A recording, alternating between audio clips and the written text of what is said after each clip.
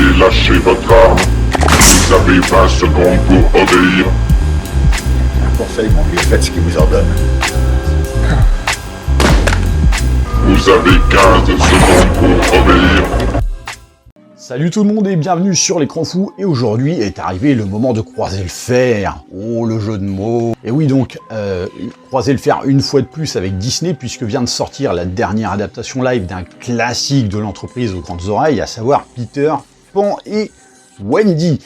Je précise bien et Wendy parce que non seulement c'est bien dans le titre, mais surtout parce que, et vous allez le voir par la suite, ce nom en plus dans le titre est important. Donc oui, quand je dis croiser le fer avec Disney, c'est pas anodin, hein, puisque on peut pas dire que sur cette chaîne, et de manière générale d'ailleurs sur le YouTube Ciné Game, la gentillesse soit véritablement de mise envers les productions Disney de ces dernières années. Donc des productions qui ne reflètent malheureusement plus du tout une intention artistique, mais seulement un déballage massif de produits de consommation, aussitôt ingurgités, aussitôt digérés. Le tout à des fins purement lucratives pour la société, donc vous imaginez bien la tristitude à travers Disney de partir du postulat de grands classiques qui ont marqué des générations entières pour finalement en livrer quelque chose qu'on peut caractériser clairement de conventionnel. Sauf que quand j'utilise le terme lucratif, effectivement les objectifs financiers tombent à plat à cause du forçage d'inclusivité et autres intentions idéologiques qui prennent littéralement le pas sur tout le reste, donc amenant surtout à créer du bad buzz qui va évidemment faire parler de ses œuvres, hein. On l'a vu notamment avec La Petite Sirène ou même à travers les news autour du projet d'adaptation live de Lilo et Stitch ou encore de Blanche-Neige. Donc oui, c'est bien de faire parler de ces œuvres, mais malheureusement, passé l'événement Day One, puisqu'on peut le dire comme ça, ça fait littéralement pchit de par la qualité médiocre de ces œuvres, et notamment les messages abjects assénés au marteau pour satisfaire les lubies de micro-communautés. Et s'il y a une chose de sûre, c'est que oui, les gens en ont littéralement marre qu'on en vienne systématiquement à piétiner la culture à ses fins. Et quand je dis la culture, je parle de l'art en général. On en est rendu à faire du polémique et du politique uniquement à travers des programmes de divertissement. Disney, ce n'est que ça. J'en avais parlé notamment dans la review de Avalonia. On ne fait plus justement du divertissement, on fait du conditionnement. Et c'est moche. Et Disney, en la matière, est un matraqueur professionnel. Donc voilà, je pense, était bien assez clair sur le truc, et notamment sur mon niveau de réceptivité des derniers Disney. Et d'ailleurs, je cache pas que j'attends avec une impatience folle et limite toxique la sortie de La Petite Sirène pour lâcher les chevaux au maximum. Ça va arriver très très bientôt, préparez-vous. Donc en ce qui concerne les dernières adaptations live, c'était sur Disney+, avec notamment l'immonde Pinocchio de Robert Zemeckis, dont j'avais fait la review. Alors à l'époque je faisais pas encore de facecam, mais voilà, si vous voulez, le lien est dans la description, n'hésitez pas à aller voir. D'ailleurs ça avait été justement une des reviews sur laquelle j'ai vraiment pris le plus de plaisir à bosser. Quand vous verrez le résultat, vous comprendrez ce que j'entends par là. Et donc ici, encore une adaptation qui ne bénéficiera pas d'une sortie en salle. Donc ça en dit long justement sur les véritables intentions et la confiance en le projet de la part de la production, d'autant que c'est quand même dégueulasse, notamment pour le réalisateur, à savoir David Lowery, qui avait déjà signé une adaptation live pour Mickey, avec Peter et Elliot le Dragon. Encore un Peter. Donc adaptation qui était à mon sens plus une revisite, mais probablement l'une des meilleures proposées par Disney, mais bon, qui effectivement a rencontré un succès un peu trop léger, puisque bon, Peter Elliot le Dragon, ça a moins la cote que par exemple du Cendrillon et La Belle et la Bête et j'en passe. Donc David Lowery, réalisateur que personnellement j'adore, parce que il a une vraie patte cinématographique et une identité indéniable. Alors après, toute proportion gardée, on aime ou on n'aime pas, hein, mais je sais que sur moi, ça fait systématiquement mouche. Surtout quand le mec pond des films comme Ghost Story ou même The Green Knight, c'est un mec qui aime jouer de poésie visuelle et qui c'est proposer une certaine vision onirique. Donc oui, personnellement, j'avais évidemment au début un peu d'espoir de le revoir chez Mickey, mais après, c'était un petit peu en oubliant que, voilà, chez Disney, on les prend à la gorge, on les bride, et finalement pour obtenir des résultats absolument sans âme. Mais bref, donc, est-ce que David Lowery, pour son deuxième passage, fait exception à la règle, ou est-ce que justement c'est une énième adaptation live puante qui va nous dégoûter un peu plus jusqu'à la prochaine adaptation qui ne saura tarder? Non, parce que, encore une fois, je le répète, on s'attaque quand même pas à un petit morceau, on s'attaque à Peter Pan, d'ailleurs, qui, je le rappelle, compte un nombre d'adaptations assez conséquent au cinéma. Eh ben, on va dire que c'est pas la pire adaptation live de Disney, hein, ça c'est clair, hein. Très loin de là même. D'ailleurs, Lowery y est vraiment pour beaucoup, je trouve, mais c'est franchement dispensable, quoi. Dans le sens où le dessin animé, tu le regardes une fois, si tu le regardes, admettons, 2 semaines plus tard, la magie persiste. Là, tu vois le film, c'est correct, hein, c'est bien emballé, mais tu le reverras probablement jamais, parce que 1 heure après, t'en as plus rien à secouer. Et même, tu vois, tu prends le cas par exemple d'un gamin, tu lui donnes le choix entre le dessin animé et le film, s'il a 1h30, 1h45 à tuer, je pense que, comme disait un certain influenceur, la question elle est vite répondue. Hein. Donc oui, encore un produit one-shot, hein, comme j'ai l'habitude de les qualifier, ce qui est d'autant plus dommage que, comme je le disais, David Lowery prend pas non plus le truc par-dessus la jambe, quoi. C'est-à-dire que dans la forme, il y a une très bonne mise en scène. D'ailleurs, la scène d'ouverture en plan séquence donne clairement le ton. L'éclairage et la colorimétrie donnent une certaine patine au truc. Hein. Franchement, il y a vraiment de très beaux plans, visuellement c'est assez beau. Mais il y a 2 hicks formels. Le premier, c'est que le style de Lowery dans ce genre d'œuvre a, à mon sens, ses limites. Notamment quand on arrive au pays imaginaire, ça fait pas rêver, quoi. Alors, oui, ils ont usé de vrais décors en tournant du côté des îles anglo-saxonnes, mais c'est tristoun, quoi. C'est froid, c'est vide, et c'est là que finalement le pays imaginaire perd de son sens, puisque c'est censé être le lieu refuge des enfants qui ne veulent pas grandir. Ça doit être l'éclate. Là, il n'y a rien. Même leur domicile, c'est des ruines de châteaux sans personnalité, sans petits trucs un petit peu spéciaux qui viennent donner un peu de magie, un petit peu de folie enfantine. C'est vide, quoi. T'as pas envie d'y vivre quand t'es gamin. Je suis désolé de le dire. Alors certes, on te saupoudre le tout de poussière de fée, mais ça suffit pas, à mon sens, pour livrer la magie de l'œuvre originale. Et l'autre point noir, c'est l'incrustation. Au niveau des CGI, ça va pas, quoi. Notamment quand les personnages volent, on n'y croit à aucun moment. Parce que, encore une fois, le concept des panneaux LED avec le système Stagecraft, c'est un système qui est efficace, mais qui, malgré tout, a ses limites, notamment lorsqu'il est question des moments dynamiques. Et là, en l'occurrence, ça se voit beaucoup trop. Donc tu sens qu'effectivement, ils ont exploité le système des panneaux LED parce qu'ils savaient pertinemment qu'ils ne voulaient pas le sortir au cinéma. Donc ils ont fait en sorte justement de proposer ce système-là, qui est très adapté pour des séries pour la plateforme Disney+.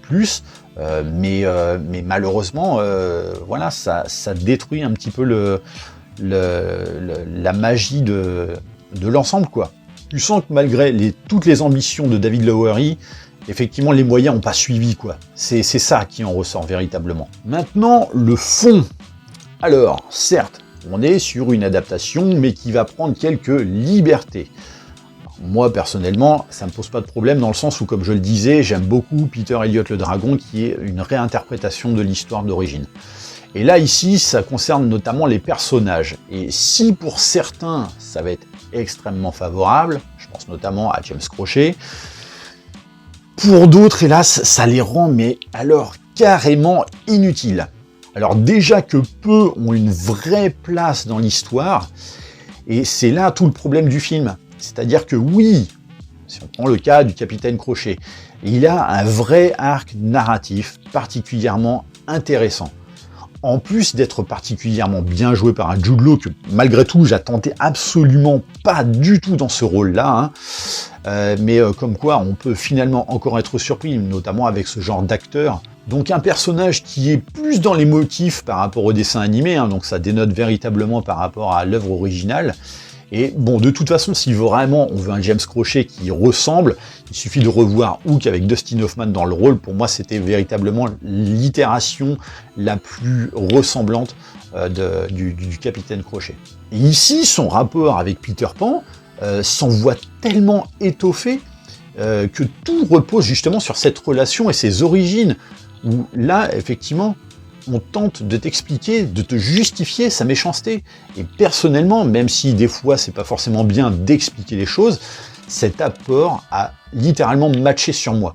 Même si je reprocherais quand même le manque de nuance entre la part émotionnelle et la part de méchanceté du personnage, quand il bascule notamment de l'une à l'autre, c'est un peu brut de décoffrage. C'est sans transition, comme disait PPDA, quoi. Mais voilà, ça passe, ça reste correct. Donc ça, pour moi, effectivement, c'est le gros point fort, cette volonté de vouloir apporter une part d'humanité au personnage de James Crochet, qui crée un véritable dilemme avec le héros, et qui va au-delà, justement, du simple affrontement gentil contre méchant, hein. Donc oui, les prises de liberté, c'est bien, mais malheureusement, c'est tellement entaché par le reste, c'est-à-dire que déjà, Lily la Tigresse n'a aucun intérêt. Si ce n'est de dire que bon, on a quand même mis le personnage, bon, il sert à queue de chie, mais il y est. Et alors, Clochette. Donc bon, on va passer outre l'idée d'une Clochette métissée, dans le sens où c'est pas tant sa couleur de peau qui m'emmerde que le but précis de Disney derrière cette manœuvre. De toute façon, maintenant, on est habitué, on l'a vu notamment avec la fée dans Pinocchio, on le verra aussi dans d'autres œuvres. Voilà, maintenant ça me passe un petit peu au-dessus, je sais très bien voilà, qu'on va systématiquement y avoir droit. Moi, ce qui m'emmerde véritablement, ce sont les intentions malsaines derrière tout ça. Ah, le wokisme, hein. Saloperie. Mais clairement, Clochette, elle non plus, n'a plus aucun but, à part être à l'origine de la poussière de fée, mais tu lui enlèverais cette fonctionnalité pour justifier l'aptitude de voler par un autre prétexte que celui de la fée Clochette, tu peux carrément retirer le personnage de l'histoire, quoi. Donc la jalousie liée à Wendy, le poison et j'en passe, donc tout ce qui était le sel véritablement du personnage dans l'œuvre originale, tout ce qui servait son existence a été retiré. Donc voilà, encore une fois, c'est exactement comme Lily la Tigresse, c'était pourtant un personnage qui était extrêmement important de base. Là, c'est juste histoire de dire, vous avez vu, hein, il y a la fée Clochette. Hein. Donc c'est pour ça que je trouve ça d'autant plus con d'avoir voulu faire de l'inclusivité avec ce personnage, si finalement c'est né pour ne lui donner absolument aucune consistance. Vous voulez faire de l'inclusivité, faites-en quelque chose, faites pas du rien, quoi. Donc c'est là un petit peu le dilemme avec ce film-là, qui est quand même un petit peu plus long que le dessin animé d'origine, c'est que on va te le faire durer un petit peu plus longtemps, mais on va t'étoffer certains personnages, mais on va t'en alléger d'autres. Alors que justement, on pourrait gonfler un petit peu l'ensemble pour rendre le truc beaucoup plus consistant. Malheureusement, c'est pas le cas. Et le problème va bien au-delà, c'est que finalement, cette durée complémentaire est comblée avec du vide et des scènes qui n'ont absolument aucune utilité et qui cassent littéralement le rythme, quoi. Hein. Bon alors après, effectivement, pour en revenir au personnage, donc le casting est particulièrement ultra inclusif, hein. Donc de toute façon on l'avait vu à travers les bandes annonces et compagnie, il y a absolument de tout pour honorer tout le monde et à travers de bons rôles, à l'exception du mâle blanc, hein, qui est désormais devenu un peu la nouvelle lie de l'humanité et que l'on cantonne une fois de plus à des rôles de méchants pirates, hein, ou alors de gamins simplés et guignolesques avec des lunettes style cul de bouteille sur les yeux, quoi. Et si malgré tout, le gamin dans le rôle de Peter Pan, alors je me rappelle plus de son nom, mais je trouve qu'il est quand même plutôt convaincant, hein, faut quand même être de bonne foi malgré tout, la tête d'affiche revient effectivement au personnage de Wendy. Voilà où je voulais en venir au début de ma review quand je parlais du titre. Donc Wendy qui pour moi a été vraiment difficile à aborder parce que l'actrice est le portrait craché de sa mère, a.k.a. Milla Jovovich, et que, en fait, à travers ce personnage-là, à travers cette actrice, j'ai découvert son talent, comme avec sa mère, à savoir nulle part. Sauf que là, au détriment de Peter Pan, limite, elle est un peu la Trinity de Matrix Résurrection, sous couvert de quelques dialogues encore une fois orientés et un caractère présenté dès le départ comme à l'accoutumée d'adolescents rebelles bons à tarter, même si bon, je vais tempérer, ce caractère a tendance à s'estomper par la suite, mais effectivement, ça aide pas à appréhender le personnage quand on te le présente comme ça dès le départ. Hélas, et c'est là que le bas blesse, c'est que les moments d'émotion sont souvent rattachés à son personnage, et comme l'actrice dégage rien si ce n'est l'envie de se caresser personnellement la joue avec du papier à poncer, ça marche pas quoi. Alors bon, on retiendra néanmoins en qualité du film la composition particulièrement efficace de Daniel Hart qui vraiment respecte le matériau de base et avec quelques chansonnettes, mais pas nombreuses non plus, et qui sont largement supportables, même pour un mec par exemple comme moi qui pourrait facilement faire de l'urticaire en entendant des chansons de princesse Disney. Ah ouais non, pour moi c'est l'enfer ça. Donc non, là franchement c'est quand même très très bien foutu, c'est bien mélodique, juste ce qu'il faut. Bref, sur 1h40, on peut pas dire qu'on passe un mauvais moment, faut quand même pas déconner, mais c'est souvent long pour pas grand chose. Ça manque de vie et de fougue visuelle autant que de magie d'ailleurs, donc vraiment à l'image d'un film de plateforme qui a dû faire au mieux avec un budget assez restreint.